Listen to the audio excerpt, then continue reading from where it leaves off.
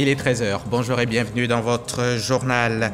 Le Premier ministre Patrick Achi a inauguré hier le nouveau CHR de San Pedro, devant accroître les performances du système sanitaire du pays et faciliter l'accès des populations aux soins.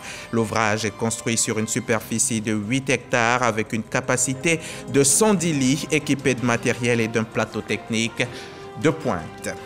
Autre bonne nouvelle pour les malades et pour les populations en général, ce sont les importantes mesures qui ont été prises par le gouvernement en vue de renforcer les capacités de production de sang des différentes structures du Centre national de transfusion sanguine. Le coût de la poche de sang est désormais de 3 000 francs au CFA. L'ancien président burkinabé Roch-Marc Christian Kaboré a pu regagner son domicile hier mercredi. Il était placé en résidence surveillée depuis le 24 janvier dernier, date du coup d'État militaire qu'il a renversé du pouvoir. Une décision qui intervient après des concertations entamées il y a un peu plus de 3 semaines avec l'ancien président du Faso. Patrick Achi sera ce jeudi à Boisflé dans la région de la Maraoué. Le Premier ministre y procédera ce jour à une remise de matériel agricole et d'intrants aux acteurs du vivrier. Nos équipes de reportage l'ont précédé sur place. La cérémonie vous sera donc proposée ce soir le 20 h. Mais avant l'étape de Boisflé, le Premier ministre était hier dans le district du Sassandra, cette fois pour l'inauguration d'importantes infrastructures sanitaires à San Pedro. Les populations ont célébré hier l'ouverture officielle par Patrick Achi du tout nouveau centre hospitalier régional dans la ville. L'établissement compte 110 lits avec un plateau technique de dernière génération. Alexis Ouedraogo. Voici l'hôpital général de Méagui. Coût d'exécution, 24 milliards de francs CFA, dont 7 milliards pour l'équipement de pointe. Ce mercredi, la population venue en grand nombre accueillir le chef du gouvernement crie son bonheur. Vraiment, je suis très heureuse ce matin parce que le ministre Patrick Achi est là pour nous aider. Merci pour toute cette mobilisation. Merci aux autorités. Avant, c'était difficile. Les femmes étaient transférées, elles étaient évacuées à l'hôpital général de Soubré. La distance faisait au moins 1 heure du temps. Mais maintenant, l'hôpital est installé au milieu ici. En tout cas, c'est un grand soulagement. Avec elle, les autorités de la ville, car Méagui, forte zone de production de cacao, mais aussi d'EVA, accusait un retard important de développement, aujourd'hui en cours de résolution. Désormais, vous aurez tous les soins dans notre hôpital départemental de Méagui, qui n'a rien à envier à un centre hospitalier régional. Ne craignez pas pour le coût des prestations, puisqu'il s'agit avant tout d'un hôpital public. Les tarifs sont les mêmes pour tous. Bâti sur 5 hectares avec une douzaine de services intégrés, le centre, selon le ministre de la Santé, s'inscrit dans la vision du chef de l'État d'améliorer la prise en charge sanitaire des populations.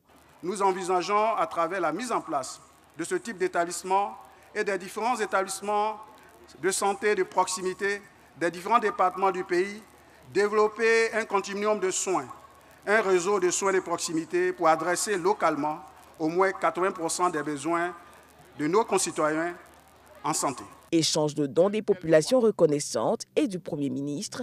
Quand il s'avance au pupitre, Patrick Achi salue la mobilisation autour de la politique de développement initiée par le chef de l'État.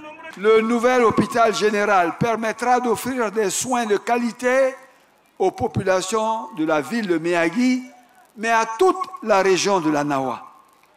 Les femmes, les jeunes, les enfants, à compter d'aujourd'hui, vos soucis de santé sont terminés. Toujours le mot pour un contrat nouveau de confiance entre personnel de santé et population.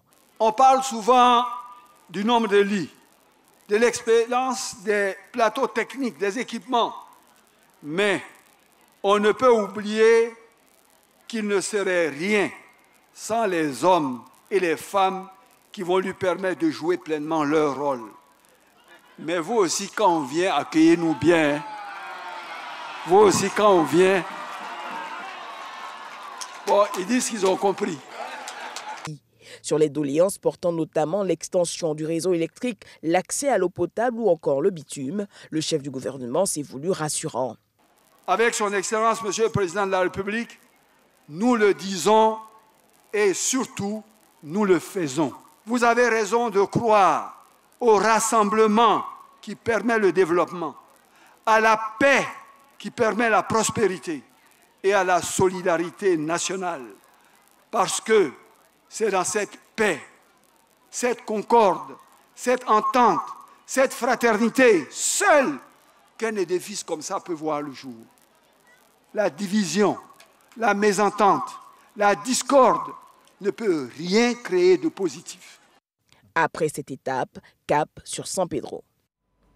Vous vous en êtes rendu compte, là on était à Mehagui qui a désormais aussi son centre de santé, un hôpital général à la pointe de la technologie avec plus de 100 lits, un bonheur donc pour la population. L'inauguration du CHR de San Pedro, ce reportage en tout cas vous sera proposé dans nos prochains journaux. Je vous le disais en titre, le prix de vente de la poche de sang a été uniformisé en Côte d'Ivoire en vue d'éradiquer la spéculation et les trafics de tout genre autour du sang. Cette décision du gouvernement accompagne d'autres importantes mesures dans le but de renforcer les capacités de production de sang du Centre national de transfusion sanguine. Le directeur du centre a donné toutes les précisions hier à la tribune du CICG. Tout savoir sur. Le prix de la poche de sang Côte d'Ivoire est fixé à 3 000 francs CFA. Que vous soyez dans le public ou dans le privé, la poche de sang a le même prix et ce prix-là, c'est 3 000 francs. Celui qui vous fait à plus de 3 000, vous appelez le numéro vert. Il est passible de poursuite pour expliquer pourquoi il a fait plus. C'est le prix homologué aujourd'hui en Côte d'Ivoire. Pour la collecte du sang, le directeur tient à apporter des précisions. Si vous avez entre 18 et 60 ans, si vous êtes une femme, il ne faut pas être en période d'allaitement, il ne faut pas être en grossesse. Vous venez chez nous ou bien on va chez vous. Si vous êtes nombreux, vous êtes plus de 50 personnes, vous dites CNTS. Moi, j'étais dans mon petite entreprise, on est 30 personnes, 50 personnes, on veut donner du sang, mais on ne peut pas laisser l'entreprise pour nous déplacer vers chez vous. Nous, on prend nos équipes mobiles et on se déplace chez vous. On prend le sang et puis on retourne chez nous. Quand c'est fini, on vous donne vos résultats. Et ça, c'est ce qu'on va développer le plus. Quelle est la procédure pour l'acquisition du sang et quelles dispositions pour donner ce liquide précieux? Le gouvernement a décidé de prendre un arrêté qui a interdit tout parent d'intervenir dans le processus de cession du sang. Ça doit se passer entre le centre producteur et l'hôpital utilisateur. Si votre parent a besoin de sang, le médecin vous prescrit le sang. Le sang, ce sang-là, vous le déposez au dépôt de sang de l'hôpital. Il y a un arrêté aussi qui a obligé les hôpitaux à avoir des dépôts de sang en leur sein. Et c'est ceux-là qui vont dans les centres de transfusion producteurs récupérer le sang qu'il faut pour leurs besoins, le déposer dans leur dépôt et le malade de l'hôpital vient chercher, n'est-ce pas, le sang dans le dépôt. Selon le CNTS, une progression des prélèvements de sang a été constatée. Le nombre de poches de sang est passé de 14 534 en janvier 2022 à 19 875 à fin mars 2022. Les besoins sont estimés à 22 000 poches de sang par mois. On ne peut parler de santé sans évoquer ce virus qui perturbe nos vies depuis 2 années.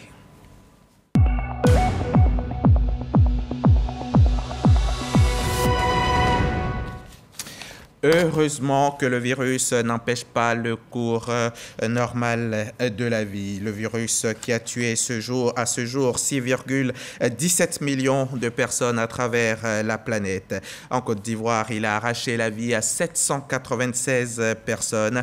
81 793 cas ont été confirmés depuis mars 2020 et à l'heure où je vous parle, 39 cas sont encore actifs. Le coronavirus est donc toujours parmi nous. Pour s'en protéger, il faut respecter les gestes barrières et se faire vacciner. Pour toute information, appelez le 101 ou le 143. Et je vous le disais, le virus n'empêche pas le cours normal de la vie. On peut dire que c'est même tout le contraire chez les producteurs de café cacao. Les choses s'améliorent dans leur secteur d'activité, une avancée notable. Chaque producteur est désormais détenteur d'une carte. La distribution officielle s'est faite faite hier en présence du ministre d'État, Kobena Kwasi, Adjoumani, et de notre reporter Jean-Luc Bangbo. Après la vaste opération de recensement des producteurs et de géolocalisation de leurs parcelles, les producteurs de café cacao ont reçu leur carte d'identification. Carte, source d'espoir pour ces producteurs. Toutes les professions en Côte d'Ivoire ont des cartes. Les policiers ont des cartes, des gendarmes ont des cartes, des sous-préfets ont des cartes. Le producteur qui aide l'État, qui constitue la base de l'économie ivoirienne, n'avait pas de carte professionnelle. C'est une fierté pour nous. Nous avons une carte de producteur qui vient résoudre tous les problèmes et qui nous permet d'être payés au juste prix. Une carte grâce à laquelle nous serons en sécurité car nous ne sommes plus obligés de transporter de l'argent liquide pour nos achats. Pour le Conseil Café Cacao, cette carte permettra de remplir 3 missions. Traçabilité de la production de cacao, sécurisation des transactions commerciales et paiement effectif aux producteurs du prix brochant fixé par l'État. Notre volonté, c'est de continuer à construire cette filière pour qu'elle soit véritablement une filière solide au service des planteurs et de la Côte d'Ivoire. Une réforme qui se présente comme un pas de plus vers la modernisation de l'agriculture ivoirienne avec, pour le producteur, la promesse de revenus décents. Désormais, chers parents producteurs, vous devez vous munir de cette carte qui permettra à l'acheteur ou à la société coopérative de vous identifier et de virer automatiquement la valeur globale de votre produit sur votre carte sans possibilité de retrancher la moindre partie. L'opération de recensement a permis à ce jour d'identifier 993 031 producteurs de café et de cacao, dont 8% sont des femmes. La superficie totale des parcelles de café et de cacao est de 3 220 800 hectares. Et de l'agriculture, on en vient à l'élevage. Pour cela, je vous emmène à Doropo, dans l'extrême nord-est de la Côte d'Ivoire, à la frontière avec le Burkina Faso. Sur place, l'Union européenne vient de financer la réalisation d'un marché à bétail moderne, cela dans le cadre du projet régional de dialogue et d'investissement pour le pastoralisme et la transhumance au Sahel. Herman Yamia était à la cérémonie d'inauguration. Son reportage.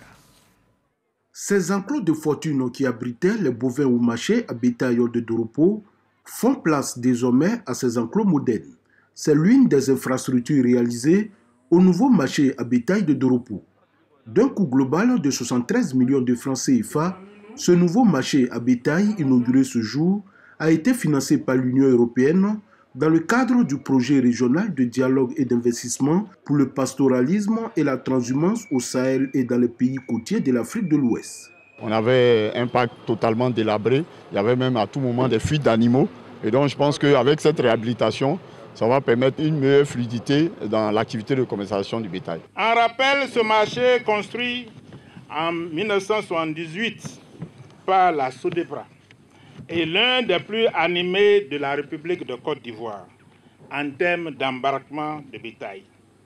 Il reçoit l'essentiel des troupeaux en provenance du Burkina Faso pour environ 90%. La réalisation de cette infrastructure contribuera à la commercialisation du bétail sur pied et permettra d'améliorer les recettes des collectivités et aux acteurs de tirer des revenus importants.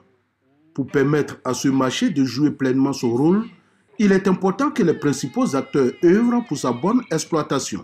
Nous demandons à tous les acteurs de se saisir de cet ouvrage et de pouvoir le faire fonctionner pour le bon déroulement de l'activité. Parce que ce qu'il faut savoir, c'est que ce marché est destiné à approvisionner à peu près 90% du marché d'Abidjan. Construit sur une superficie d'1 hectare, ce nouveau marché à bétail de Doropo dispose d'un hall qui sert à la vente de 10 box qui s'ouvrent chacun sur le couloir de contention, d'un quai d'embarquement et de débarquement, de 2 bureaux, de 2 dortoirs, d'une douche, de 2 latrines et 3 WC externes.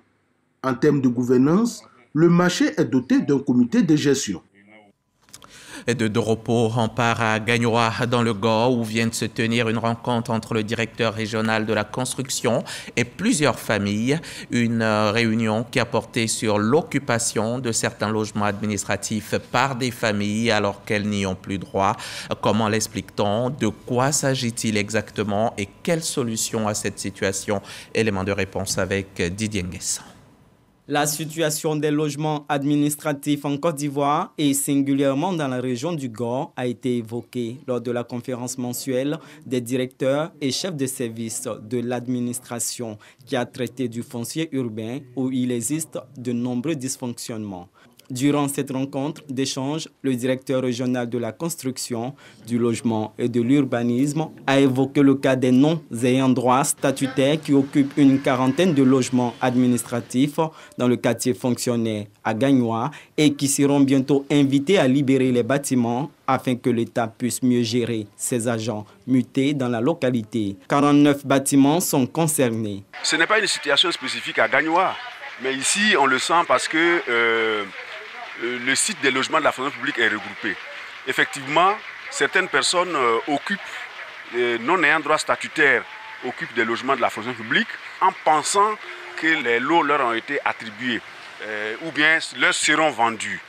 J'ai insisté sur le fait que ce ne sera pas le cas et que l'État a donné des instructions pour que ces bâtiments soient récupérés pour les transformer en bureaux afin d'amoindrir les baux bureaux. Plusieurs directeurs et chefs de services ont appelé à trouver une solution à ces situations qui constituent un véritable casse-tête pour les autorités déconcentrées mutées à Gagnoa qui se retrouvent face au déficit de bureaux. Pour le préfet des régions, Fofana Lassina, même si force doit rester à la loi, il a dit son espoir que les familles des anciens fonctionnaires décédés ou des agents de l'État à la retraite saisiront la main tendue afin que les expulsions ne se fassent pas par la voie judiciaire. Il s'agissait de faire un exposé sur le foncier urbain. Pour nous, c'était important parce que nous constatons de plus en plus qu'il y a des dysfonctionnements dans ce domaine-là. Il s'agissait aussi d'évoquer le problème de Corona parce que c'est une maladie, c'est vrai, beaucoup d'efforts ont été faits. Mais il était important que les directeurs chefs de service sachent aujourd'hui quelle est la dimension qui est donnée à cet important changement au niveau du gouvernement. D'autres thèmes ont été traités durant cette rencontre d'échange, notamment les explications concernant les nouvelles dispositions arrêtées par le Conseil national de sécurité en ce qui concerne la COVID-19. Bruno Nabanye-Kone, ambassadeur de la paix dans le Ourodougou. Le ministre de la Construction était à Morondo, département de Kani, où il a exhorté les populations au renforcement des alliances ethniques. Les précisions de Godefroy Okambawa. Le ministre de la Construction, du Logement et de l'Urbanisme à Morondo, sous-préfecture du département de Kani, région du Ourodougou. Bruno Nabanye-Kone est l'invité des membres de l'association des ressortissants de la Bagoué, région dont il est originaire, vivant dans le Ourodougou. Au cœur de cette rencontre, la promotion de la cohésion sociale à travers le renforcement de l'alliance entre les peuples Koyaka et Sénoufo. Je lance un appel de paix et de cohésion sociale, d'amour et d'entente. Parce que c'est ensemble que nous irons loin et ensemble que nous pouvons bâtir une bonne Côte d'Ivoire. Dans le Ourodougou, la communauté Sénoufo a réussi son intégration socio-culturelle, un gage de paix sociale et de développement. C'est une alliance séculaire qu'il y a entre le pays Sénoufo et le pays Koyara. Et cette alliance, naturellement, a aidé à faciliter l'intégration de ceux de nos frères qui sont venus de la Bagoué, parce qu'il y a cette alliance-là qui est là depuis des lustres. Tout se passe bien. Nous sommes, heureux de voir que cette cohabitation se passe bien. Nous sommes heureux de voir que cette population venue de la Bagoué contribue à l'essor au plan économique et au plan social de la région du Ourodougou.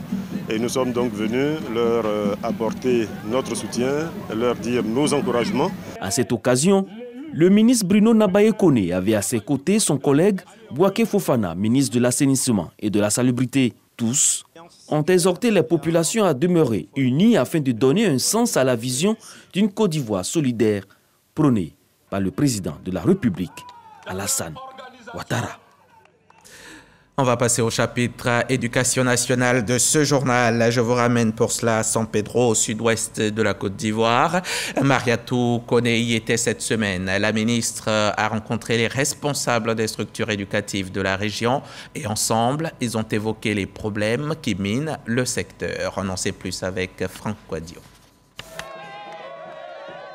C'est une communauté éducative heureuse qui accueille à l'aéroport de San Pedro sa ministre de tutelle. Après les civilités, Cap est tout de suite mis sur la préfecture. À la demande des acteurs et en présence des autorités administratives et politiques s'engage alors un dialogue franc et direct entre le professeur Mariatou Kone et les responsables de l'école dans le Bassa Sandra. Nous avons donc profité de cette occasion, de cette opportunité pour vraiment nous réunir avec elle.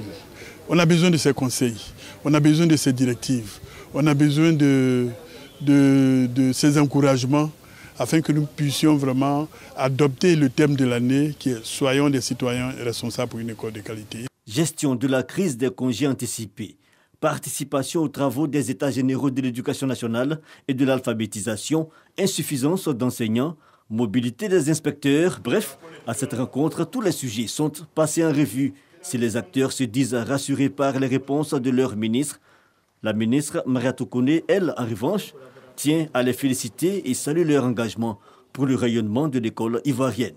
C'est vrai qu'il y a des problèmes communs au niveau de l'éducation nationale, mais nous sommes dans la région de San Pedro et chaque région a ses problèmes. Nous avons les problèmes spécifiques qui ont été exposés en termes d'infrastructures, en termes de besoins en enseignants et en personnel administratif. Mais la bonne nouvelle pour moi, c'est que San Pedro a choisi une école apaisée. Grâce à monsieur le préfet, il y a une plateforme qui fonctionne bien et nous en sommes heureux. La direction régionale de l'éducation nationale et de l'alphabétisation du Bassa Sandra a en charge l'éducation de 80 000 élèves. Notons que la rencontre entre la ministre et les responsables des structures s'est déroulée en présence du préfet de région et du ministre-gouverneur du Bassa Sandra, Philippe Légré.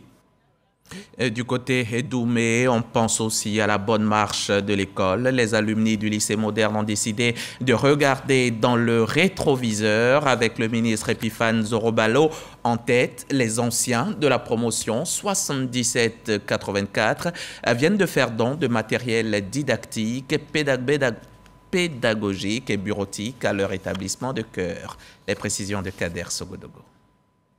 Les membres de la promotion 1977 à 1984 sont de retour dans cet établissement où ils ont tous obtenu le BEPC et le baccalauréat. Ils y reviennent les bras chargés, split, fauteuil, papier, etc. C'est donc sous le sceau de la reconnaissance que nous faisons ce modeste don pour contribuer à la formation de nos enfants, que chaque responsable et surtout les enseignants s'en érigent en gardiens en prenant soin pour une formation totale. Nous étions vraiment sur le point de rompre, mais avec cette visite, elle est la bienvenue. Parce que nous avons eu de l'encre, des papiers et encore des fauteuils. Qu'il en soit vraiment remercié.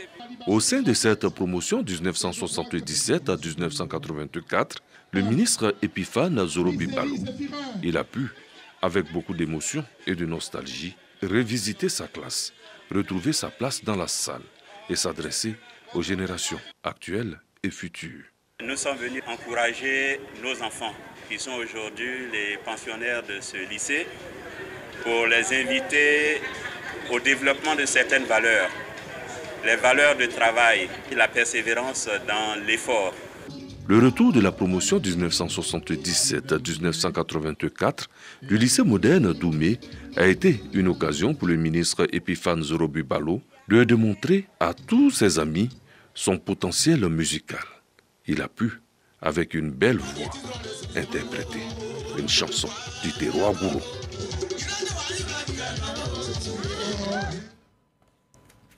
Les anciens du lycée moderne ont donc pu faire don de matériel didactique et pédagogique.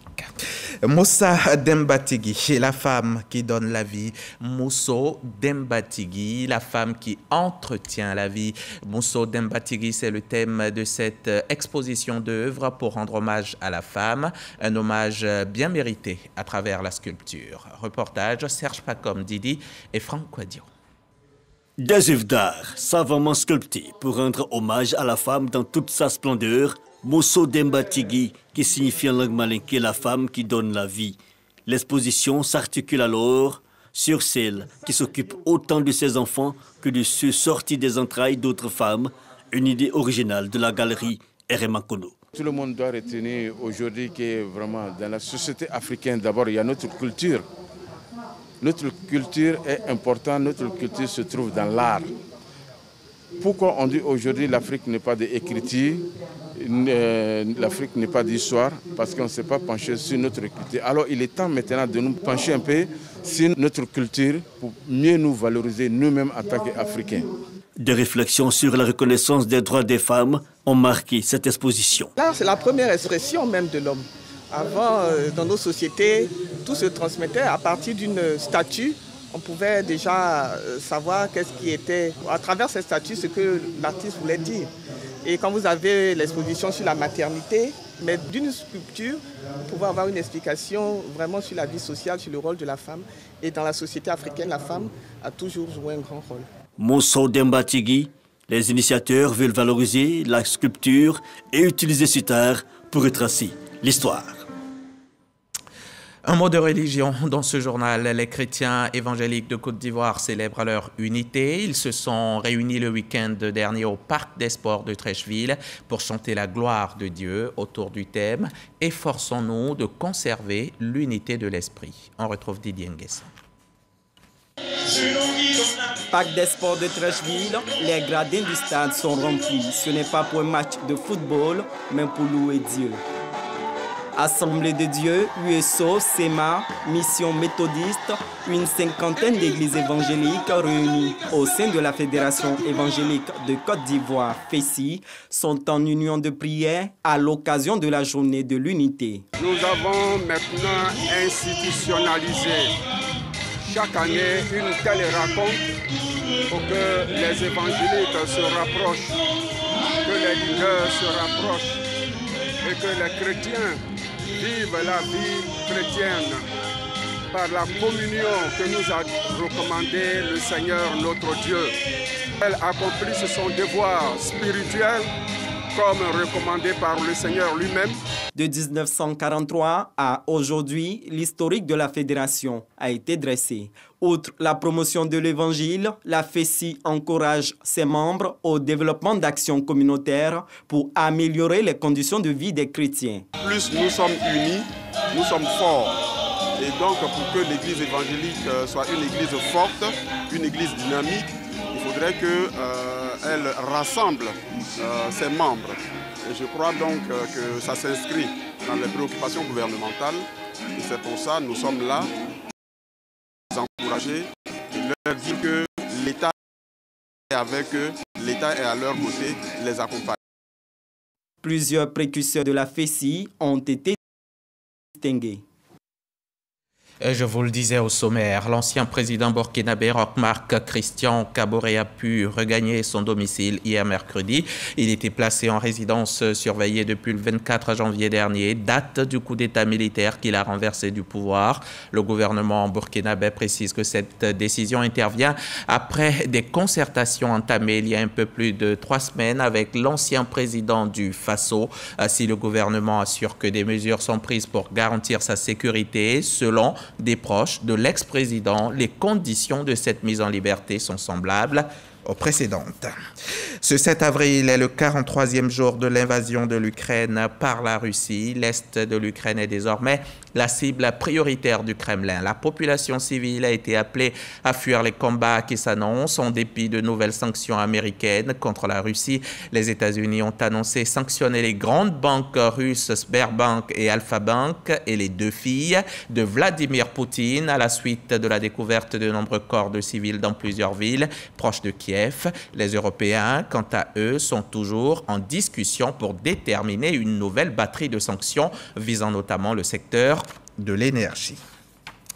Je vous le disais à l'entame de ce journal, Patrick Kanchi sera ce jeudi à Boisflé, dans la région de la Maraoué, mais avant, il était dans le Bas-Sassandra, c'était hier, dans le district donc du Bas-Sassandra pour l'inauguration d'importantes infrastructures sanitaires. À San Pedro, les populations ont célébré hier l'ouverture officielle par le Premier ministre du tout nouveau centre hospitalier régional dans la ville. L'établissement, je vous le disais, compte 110 lits avec un plateau technique de dernière génération.